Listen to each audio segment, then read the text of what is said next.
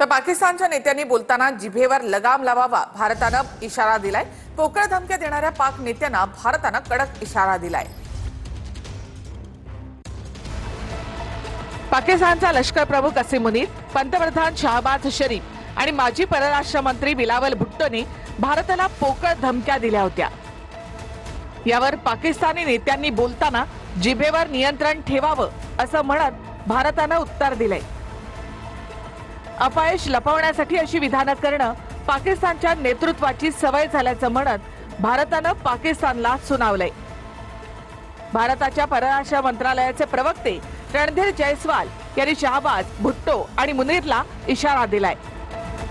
We have seen reports regarding a continuing pattern of reckless, warmongering and hateful comments from Pakistani leadership against India. It is well known the known modus operandi of the Pakistani leadership to whip up anti-India rhetoric time and again to hide their own failures. Pakistan would be well advised to temper its rhetoric, as any misadventure will have painful consequences, as was demonstrated recently.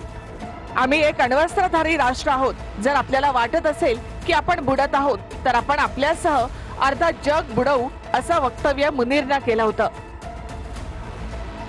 भारतानं सिंधू करार स्थगितच ठेवला आणि सिंधू नदीवर भिंत किंवा dam उभारण्याचा प्रयत्न केला तर युद्ध अटळ असेल अशी दरपोक्ती बिलावल भुट्टोनं केली होती। पाकिस्तानमधून एक थेंबही पाणी हिरावून घेतलं जाऊ शकत नाही। जर तुम्ही असं करण्याचा प्रयत्न केला तर लक्षात ठेवा, तुम्हाला धडा शिकवला जाईल अशी पोकळ धमकी शहबाज शरीफ यानं दिली होती।